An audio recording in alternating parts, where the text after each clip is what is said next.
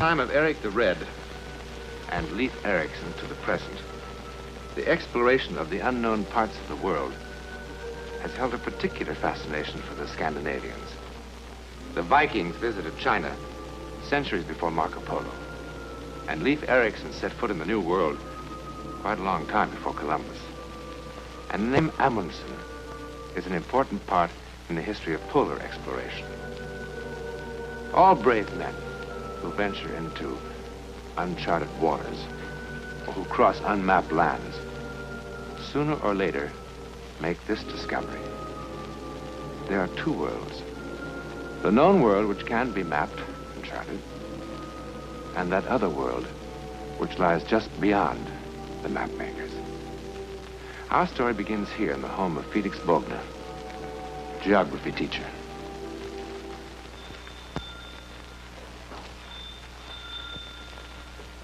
Martha, the door.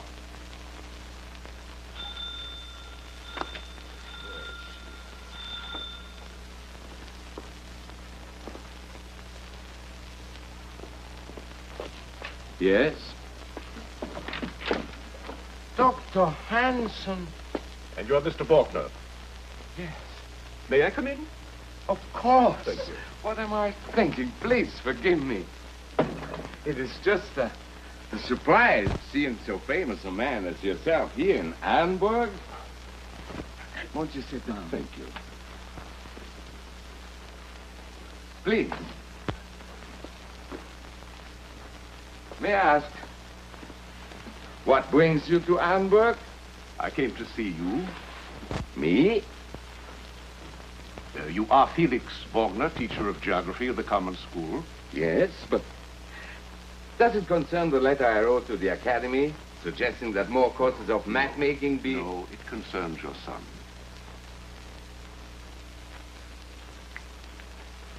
I have no son. He's dead. Yes, Eric is dead. You know his name?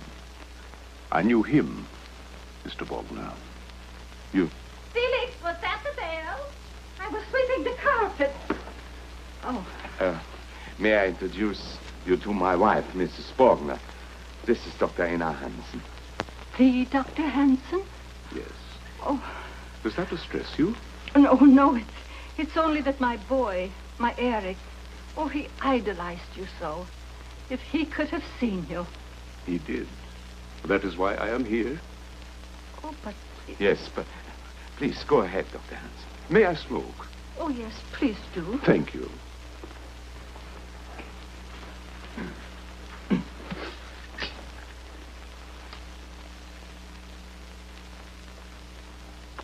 Thank you.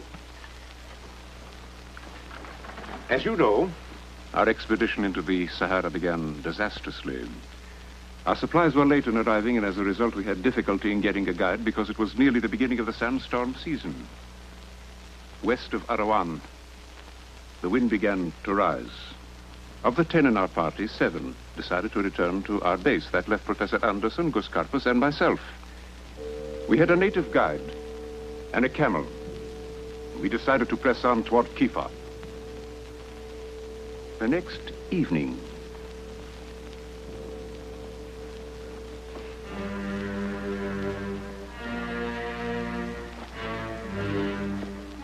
Kasim!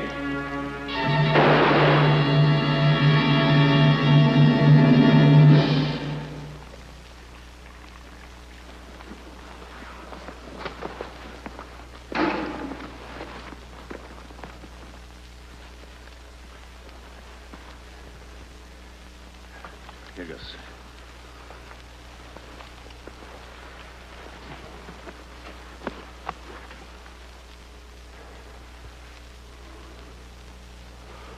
That had a friend who's just resigned his position as guide. Why, Anderson? Why? Because he's a fool. I only meant to frighten. Likewise, our faithful camel. I hope you realize the position your bright young professors put us in now. Well, do you intend to stand here all night, Doctor? What do you suggest, Gus? Go after the camel, of course. On foot? And what do you suggest, Doctor? Are we supposed to wait until the sand covers his tracks? He's right, Einar. I don't look forward to the walk. You too can stay here if you like. But where we are now, all your money, all your glory, won't get us more water when we need it.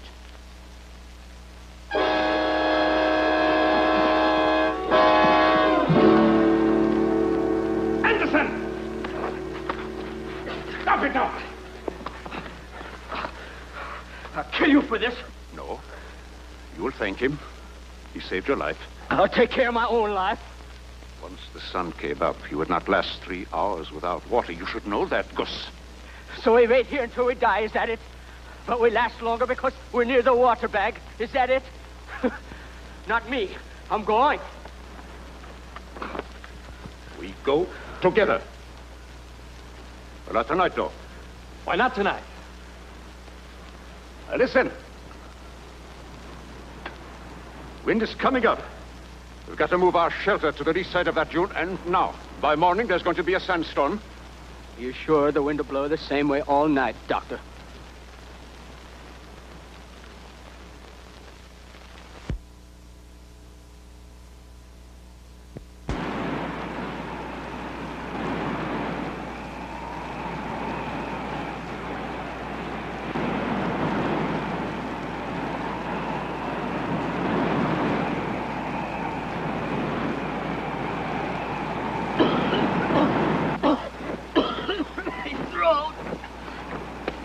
We haven't got water to waste. Who are you to tell me?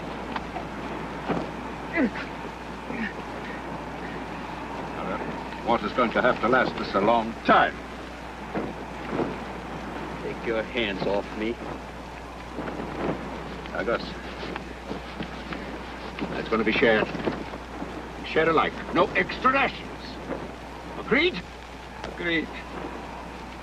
Gus!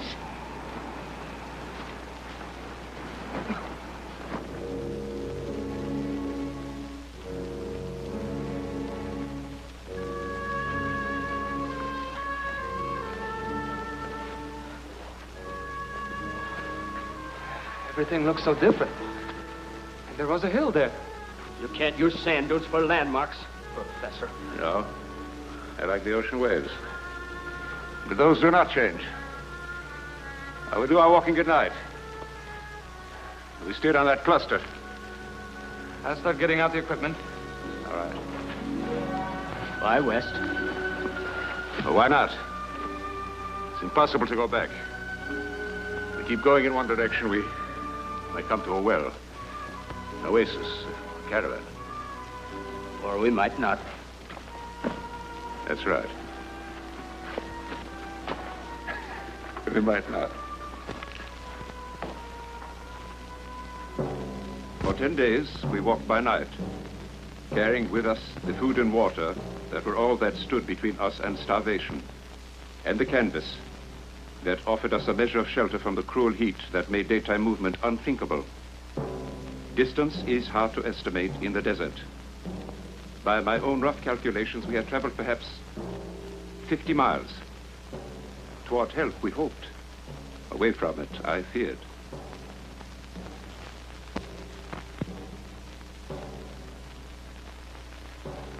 In any event, our situation was becoming worse. It was necessary to reduce the ration from 1 biscuit per day and a cup of water to 1/2 that amount. You were becoming weaker. Finally, just before dawn, on the 10th day. What are you stopping for? We still got an hour before light. We're going to gamble that last hour. Gamble? On what? Shut up and he'll tell you. Don't talk to me. Be quiet, both of you. Got to get help. On top of a little rise. The fire can be seen for a mile. Been saving his ration box. What makes you think anybody will see it? For nothing. But it is possible. A caravan, another explorer. Even some nomadic native. And if this nomadic individual does see it, can you say for sure he'll come and investigate? No. But I can say for sure what will happen to us if he doesn't.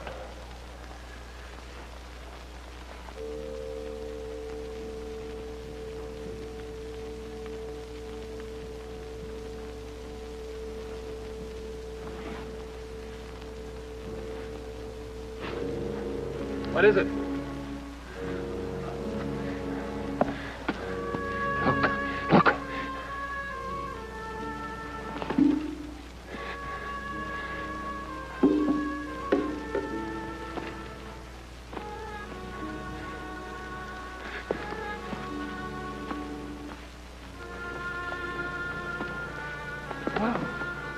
And it was there, sir, that I first met your son. He knew the desert as no man has ever known it, its topography, geological structure, and its history.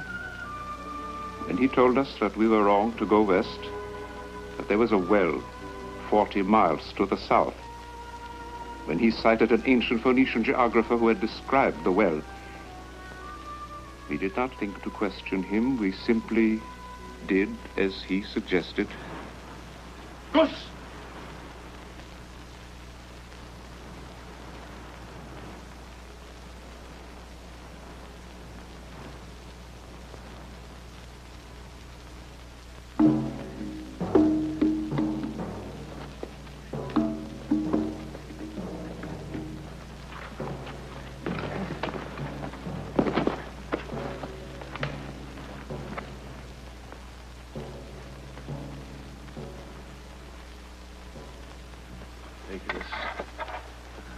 Star of the sun.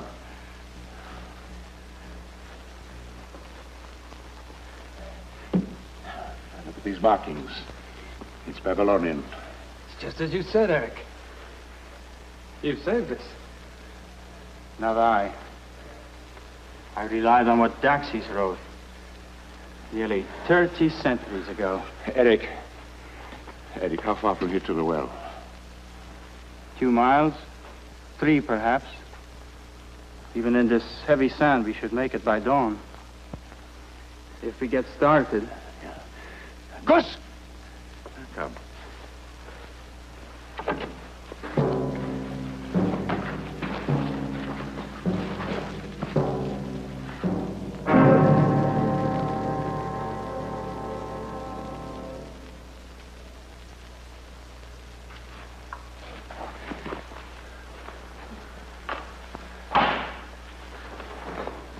Isn't fair.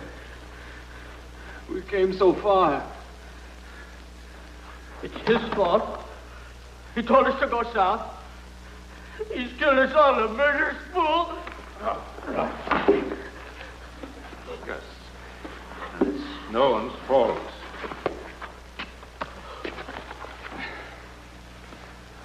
Eric.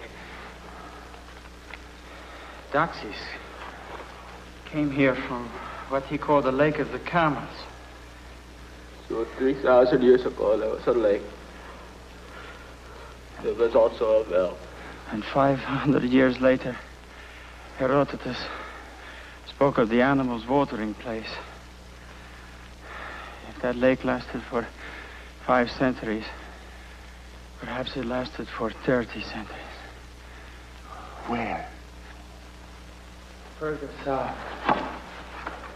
How much further south? I don't know. Perhaps 60 miles. Perhaps 100. Perhaps 1,000. We need not give up. If we reduce the water ration. The water ration?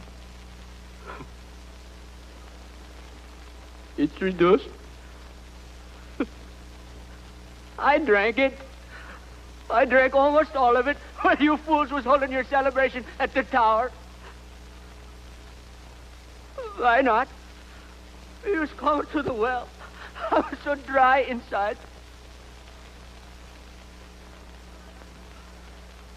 Why doesn't somebody say something? Why doesn't somebody say, too bad? It wasn't her fault. Bad luck. Bad luck. I'll find you more water. I'll find you more water. I'll find you more water. More water. Gus. I can hardly remember what followed. I knew we headed south again. On a ration of 1 ounce of water per man per day.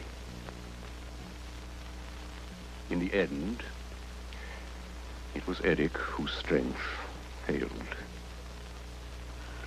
You want some water? It's not time. Oh, please. Take mine. I had more than my share before. Your body doesn't remember that. Please. Don't make me waste my strength arguing. I want to talk to Dr. Hansen. Eric, I would like you to forgive me.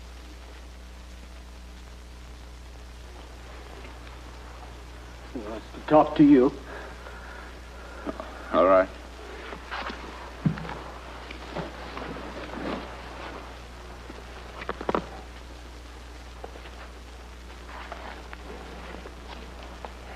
Doctor, in case I don't make it. You will. In case. The devil's body still has water. The map. Follow the map carefully. I will. Doctor, remember my name. I told you my father teaches geography in the village school of Arenberg. I would like to meet him someday. You will. Tell him what happened. We will. We all will. Including you, Eric. We'll go together. Perhaps, Doctor. Now, get some sleep. You too, Doctor.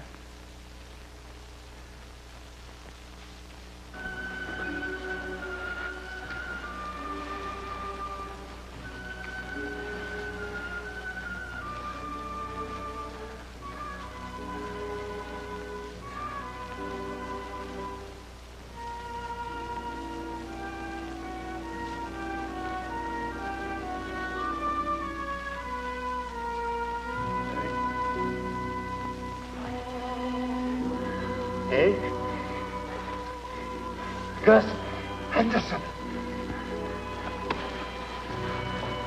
Stan.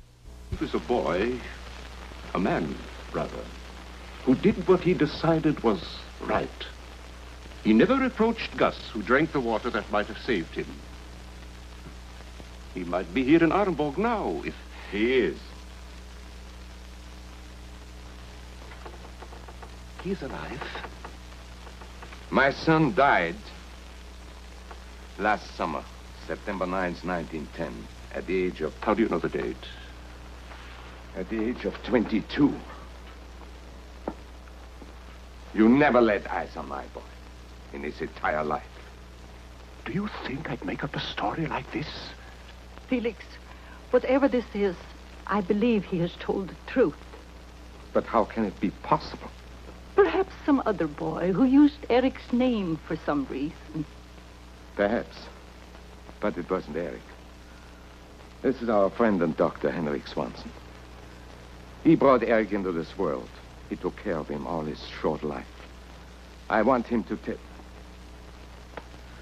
tell him, Henrik. From the beginning, the boy suffered from a spinal disorder.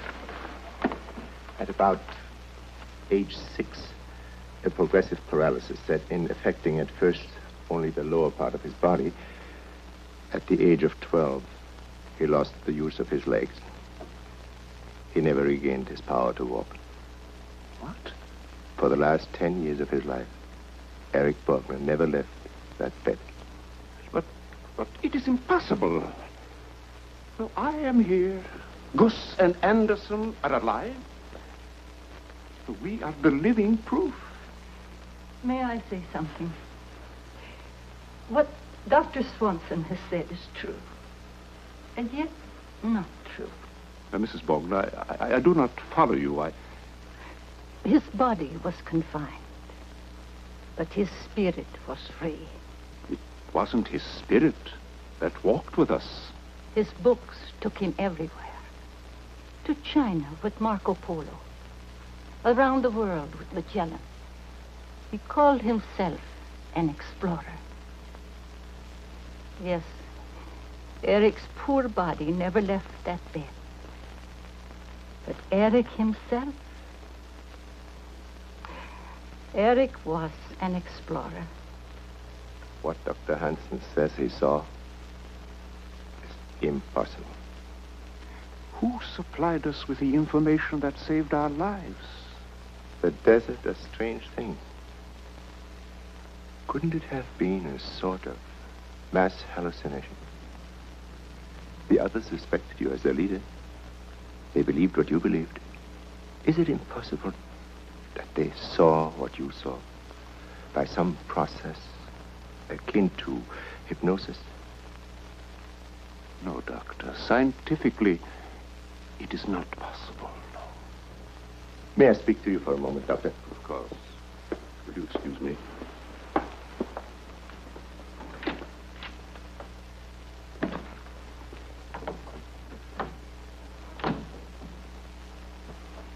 I am glad for you. What? Because in time you will be able to believe completely my explanation that it all was a mirage after all. But what about me? I mean, you have answered something which has caused me many sleepless nights. Doctor, what do you mean? On the death certificate, I wrote natural causes. I dared not write on it what he really died of, because, well, it was medically impossible. Doctor, what did he die of? In this room, in this bed, with a pitcher of water beside him on this table, Eric died of dehydration. Thirst. Thirst.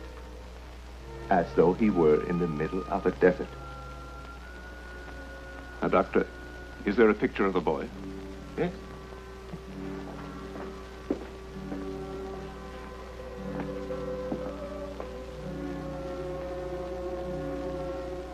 He was in the desert. Doctor, don't ask me how, but he was.